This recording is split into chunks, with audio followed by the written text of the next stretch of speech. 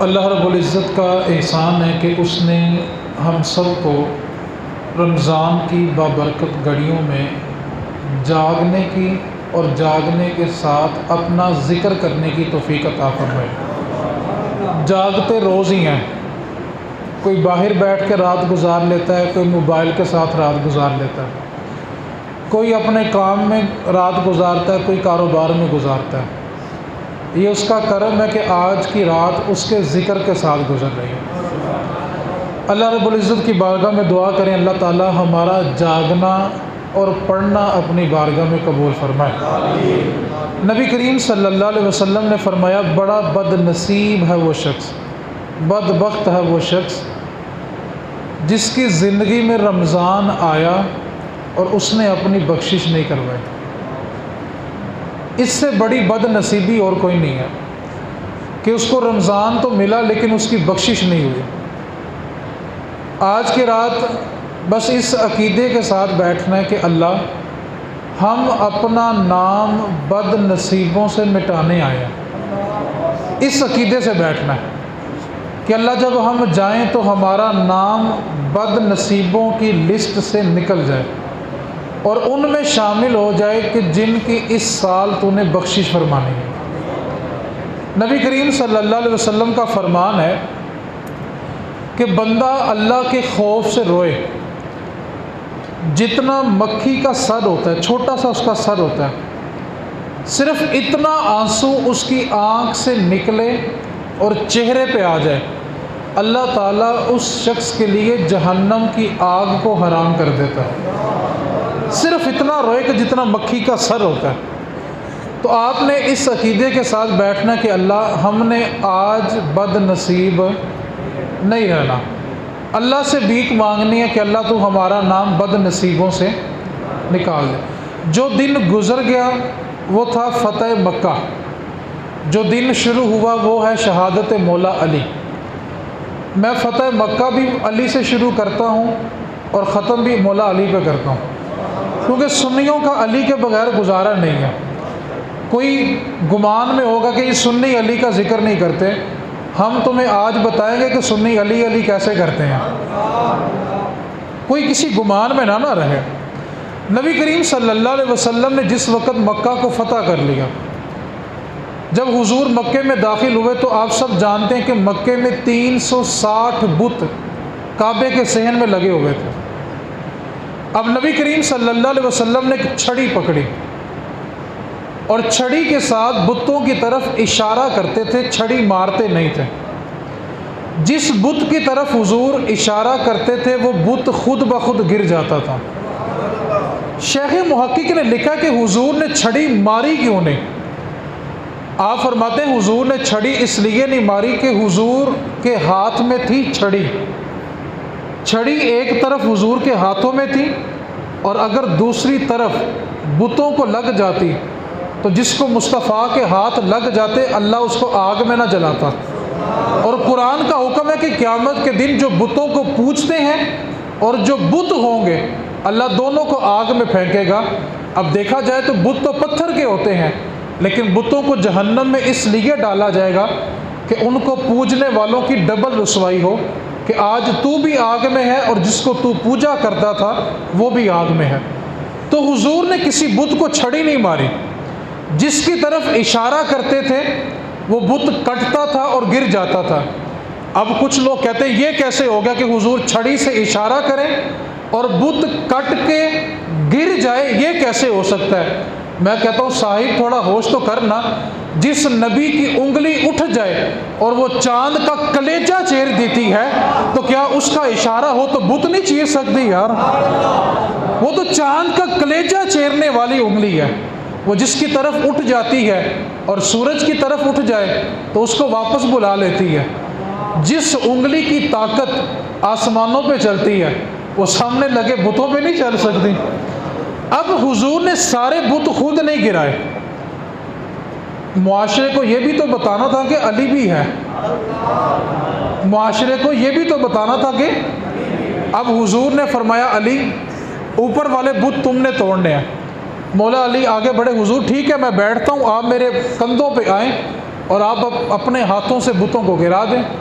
فرمایا علی تم نبوت کا بوجھ نہیں اٹھا سکتے، علی تم نبوت کا بوجھ ہے، یہ وہ علی ہیں جو خیبر کا مقام ہو تو ہاتھ سے نہیں انگلیوں کے پوروں سے خیبر کا قلعہ اکھاڑ دیتے ہیں، ہاتھ سے نہیں انگلیوں کے پوروں سے خیبر کا قلعہ اکھاڑ دیتے ہیں۔ وہ دروازہ جس کو بعد میں 70 صحابہ نے کھینچا تو کھینچ نہیں سکے، علی کی طاقت کے انگلیوں کے پوروں سے اکھاڑے، اور صرف اکھاڑا نہیں ہے، اس کو ایک ہاتھ میں ڈال بنایا اور دوسری ہاتھ میں تلوار لے کے دشمن کاٹے ہیں، اور علی کی تلوار کا وزن 70 کلو تھا۔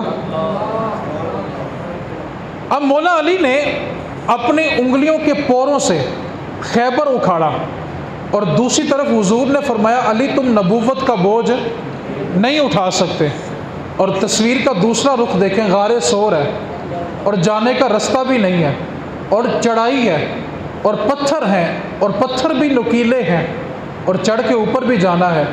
تو جناب صدیق بیٹھے اور عرض کی آقا آپ میرے کندھوں پہ آئیں۔ حضور نے ابو بکر سے نہیں کہا کہ تم نہیں اٹھا سکتے، حضور ابو بکر کے کندھوں پہ تشریف فرما ہوئے، اور جناب ابو بکر نے حضور کو اٹھایا اور غار ثور تک گئے۔ میں کہتا ہوں تم اس کو تو مانتے ہو جس کو نبی نے اپنے کندھوں پہ اٹھایا، تو اس کو بھی تو مانو نا جس نے مصطفیٰ کو اپنے کندھوں پہ اٹھایا۔ ابو بکر بھی ہمارا امام ہے، علی بھی ہمارا امام ہے۔ یہ تھا فتح مکہ کے حضور نے مولا علی کو اپنے کندھوں پہ اٹھایا اور کہا جو اوپر بت لگے ہوئے ان کو توڑ دو۔ جب مولا علی اوپر چڑھ کے بت توڑ رہے تھے نا، تو شیخ محقق نے بھی لکھا، جلال الدین سیوطی نے بھی لکھا ہے، حضور نے نا مولا علی سے پوچھا علی کہاں تک پہنچے ہو؟ کندھوں پہ تھے حضور کر پوچھا کیا کہ علی کہاں تک پہنچے ہو؟ عرض کیا آقا اگر آپ حکم دیں تو عرش نہ کھینچ لاؤں، آپ حکم تو کریں عرش بھی لے آتے ہیں۔ اب جب مولا علی نے بتوں کو توڑ دیا تو چھلانگ لگا کے نیچے آئے، اور نیچے جب آئے تو مسکرانا شروع کر دیا۔ میرے نبی نے فرمایا علی ہنس کیوں رہے ہو؟ عرض کیا آقا اتنی بلندی سے گرا ہوں کچھ ہوا بھی نہیں۔ تو میرے نبی نے فرمایا سن علی تجھے اس لیے کچھ نہیں ہوا، تجھے چڑھایا محمد نے تھا، اتارا جبریل نے ہے۔ اب مولا علی نے فتح مکہ کے دن جو بت توڑے، اور آج آپ کی جو شہادت کا دن ہے، آپ کو شہید کرنے کا جو سبب بنا وہ یہ تھا کہ ابن ملجم جو آپ کا قاتل ہے، جس نے آپ کو شہید کیا، اصل میں یہ ایک عورت کے عشق میں گرفتار ہو گیا تھا۔ آج بھی جب نوجوان کسی کے عشق میں گرفتار ہوتے ہیں تو ان کو ماں باپ بھی بھول جاتے ہیں، سب کچھ بھول جاتا ہے۔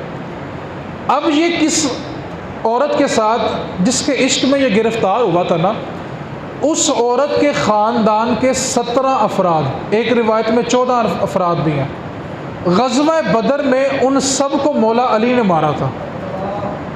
اب ابن ملجم نے اس عورت سے کہا کہ میں نے تم سے نکاح کرنا ہے۔ اس نے کہا ٹھیک ہے میری ایک شرط ہے، تم میری شرط پوری کر دو تو میں تم سے نکاح کر لوں گی۔ ابن ملجم کو میرے نبی نے ایک دفعہ کہا تھا، اور مولا علی نے بھی ایک دفعہ کہا تھا کہ مجھے تیرے ہاتھوں میں اپنے خون کی بدبو آتی ہے۔ تو اس نے کہا تھا یہ کیسے ہو سکتا ہے؟ تو میں نے آپ کو کل کی نشست میں بتایا تھا کہ دستار کی ہر تار کی تحقیق ہے لازم، ہر صاحب دستار معزز نہیں ہوتا۔ میں نے کل آپ کو بتایا تھا شمر جس نے امام حسین کو شہید کیا، اس نے 17 حج کیے ہوئے تھے، وہ قرآن کا قاری تھا، مسجد کا امام تھا، جس نے امام حسین کو شہید کیا۔ اب ابن ملجم نے جب اس عورت سے کہا نا کہ میں نے تم سے نکاح کرنا، اس نے کہا ٹھیک ہے میری ایک شرط ہے پوری کر دو، وہی میرا حق مہر ہوگا، میں تم سے نکاح کر لوں۔ اس نے کہا ٹھیک ہے بتاؤ کیا حق مہر ہے، کیا شرط ہے؟ اس نے کہا کہ مجھے علی کا سر لا کے دو، میں تم سے نکاح کر لوں۔ اب ابن ملجم جو تھا وہ جا کے نا مسجد کے محراب میں چھپ گیا۔ کس کی جرت تھی کہ علی کے سامنے آ کے وار کرے؟ جا کے محراب میں چھپ گیا۔ اس نے اپنا جو خنجر تھا نا وہ ساری رات زہر میں بھگو کے رکھا، کیونکہ چھری، چاقو، خنجر اور تلوار کی یہ خاصیت ہوتی ہے کہ جتنی دیر یہ زہر میں بھیگا رہتا ہے اس کا ہلکا سا بھی کٹ لگے تو پورے بدن میں زہر پھیل جاتا ہے۔ اس نے اپنا خنجر ساری رات زہر میں بھگو کے رکھا، حملہ بھی تو پھر علی پہ کرنا تھا نا اس نے۔ اب جب مولا علی نے آ کے نماز شروع کی تو اس نے مولا علی کے گردن پہ، سامنے نہیں، کس کی جرت کے علی کے سامنے آئے، آپ کی گردن پہ ہلکا سا وار کیا۔ آپ فجر کی سنتیں پڑھ رہے تھے اور آپ گر گئے۔ امام حسن کو گھر میں، آپ کے جو بڑے بیٹے تھے، گھر میں پیغام ملا کوفہ میں کہ بابا جان پہ کسی نے حملہ کر دیا۔ آپ گھر سے بھاگے، مسجد میں، کوفہ کی مسجد میں آئے، اپنے بابا علی کا سر گود میں رکھا، اور مولا علی زخمی ہے، خون بہہ رہا ہے، جان جا رہی ہے۔ تو جانتے مولا علی نے کیا فرمایا؟ بیٹا حسن، علی کی جان جاتی ہے چلی جائے، لیکن نماز فجر نہیں جانی چاہیے۔ آپ تھوڑا تصور تو کریں کہ وہ علی جن کی پیدائش بھی مسجد، جن کی شہادت بھی، اور علی کا ملنگ مسجد کے قریب سے گزرتا بھی نہیں ہے۔ کہنے کو سارے علی کے ملنگ ہیں، جن کی پیدائش اور شہادت دونوں مسجد میں ہوں اور ان کے ماننے والا مسجد کے قریب سے بھی نہ گزرے تو وہ علی کا ملنگ نہیں ہو سکتا۔ محققین نے بڑی جستجو کی، بڑی کوشش کی کہ آخر بڑے لوگ گزرے ہیں، آخر علی کی ولادت ہی کعبے کے اندر کیوں ہوئی؟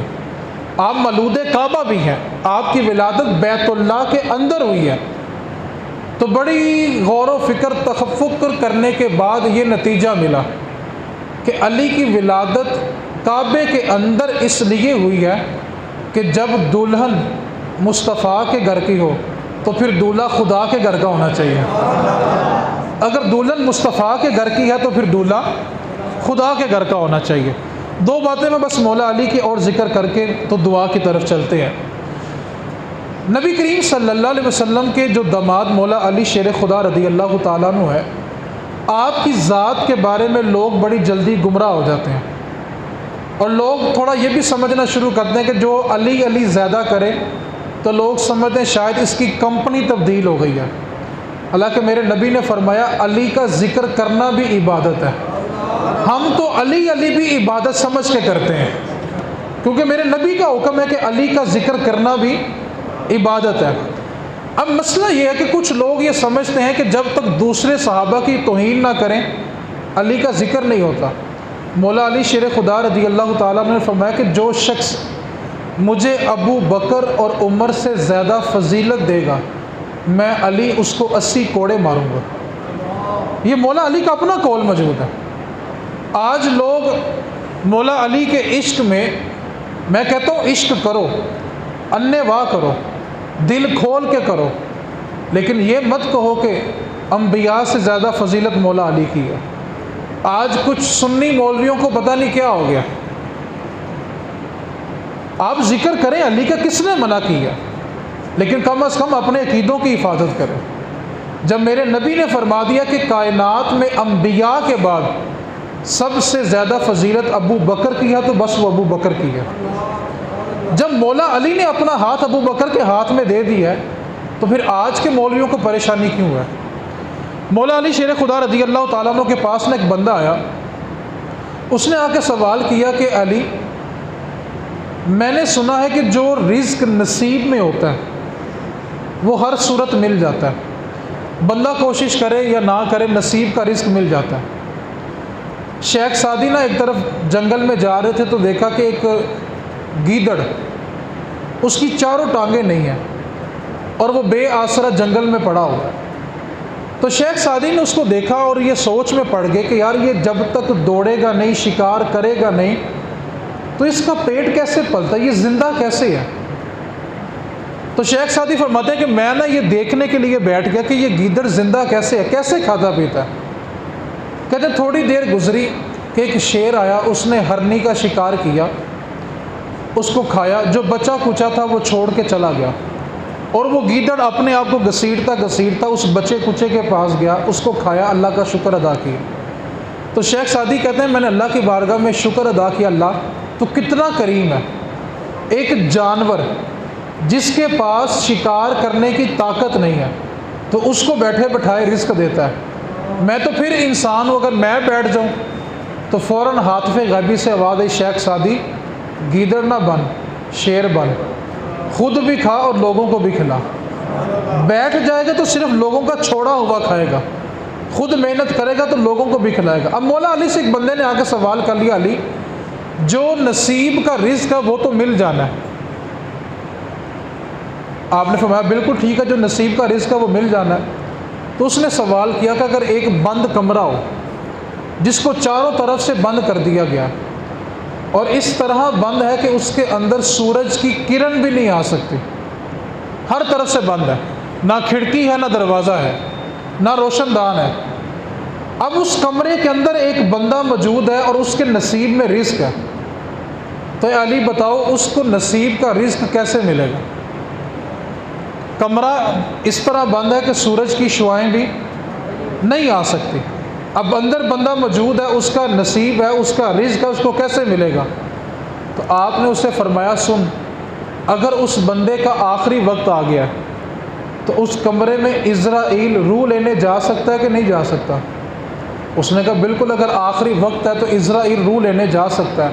فرمایا سن، جس بند کمرے میں عزرائیل روح لینے جا سکتا ہے نا، وہاں میکائیل رزق لے کے بھی جا سکتا ہے۔ تو مولا علی شیر خدا رضی اللہ تعالیٰ عنہ کو جو اللہ تعالیٰ نے علم دیا تھا نا، بس اس کی میں آخری بات کر رہا ہوں کہ آپ کے پاس نا ایک بندہ آیا، کیونکہ مولا علی نے فرمایا تھا کہ جو بھی سوال کرو گے میں قرآن سے اس کا جواب دوں گا، تم سوال کرو میں قرآن سے اس کا جواب نکال کے دوں گا۔ اب سوال کرنے والا جو تھا وہ یہودی تھا، اور اس کی داڑھی پہ نا ہلکے ہلکے کہیں کہیں بال تھے، اور مولا علی شیر خدا کی داڑھی مبارک اتنی گھنی تھی کہ جب آپ سورج کے سامنے کھڑے ہوتے تھے نا تو آپ کی داڑھی کا سایہ آپ کے سینے پہ پھیل جاتا تھا، اتنی گھنی داڑھی تھی مولا علی، قد چھوٹا تھا، جسامت باری تھی اور داڑھی مبارک گھنی تھی۔ اب اس نے سوال کیا کہ علی میری داڑھی میں تنکا تنکا کہیں کہیں بال ہیں اور آپ کی داڑھی اتنی گھنی ہے، اس کی کیا وجہ ہے؟ قرآن سے نکال کے دو کہ میری داڑھی پہ بال نہیں ہے، آپ کی داڑھی گھنی ہے، تو قرآن سے جواب دو۔ آپ نے فرمایا تم نے اللہ کا قرآن نہیں پڑھا؟ اللہ فرماتا ہے جس کی کھیتی، جس کی زمین سخت ہوتی ہے وہاں کھیتی میں تنکا تنکا اگتا ہے، اور جن کی کھیتیاں نرم ہوتی ہیں وہاں سبزہ کھل کے اگتا ہے۔ کہا تیری کھیتی سخت ہے اس لیے تنکا تنکا ہے، اور میرا دل عشق رسول سے بھرا ہوا اس لیے سبزہ پورا پورا اگا ہوا ہے۔ تو مولا علی سے سوال کیا کہ آپ کو اتنا علم کیسے ملا؟ تو آپ فرماتے ہیں کہ نبی کریم صلی اللہ علیہ وسلم کو جب میں غسل دے رہا تھا نا، غسل وصال، تو حضور کی ابرو مبارک بڑی گھنی تھی اور ناف مبارک گہری تھی، اور جب میں نے غسل دیا تو حضور کے ابرو پہ اور ناف مبارک میں پانی رک گیا، جمع ہو گیا، تو میں نے اپنے لبوں کو لگایا اور وہ پانی چوس لیا۔ جب وہ پانی میرے سینے سے اترا تو اللہ نے میرا سینہ علم کے لیے کھول دیا۔ تو مولا علی شیر خدا رضی اللہ تعالیٰ عنہ کا ذکر کرے، دل کھول کے کرے، لیکن کائنات میں انبیاء کے بعد سب سے زیادہ فضیلت ابو بکر کی ہے، اس پر ساری امت کا اتفاق ہے۔ اللہ کریم کی بارگاہ میں دعا کریں اللہ تعالیٰ ہم سب کو صحابہ کا ذکر ادب اور احترام کے ساتھ کرنے کی توفیق عطا فرمائے۔ ابھی بس ذکر ہوگا، اس کے بعد سحری کا انتظام ہے۔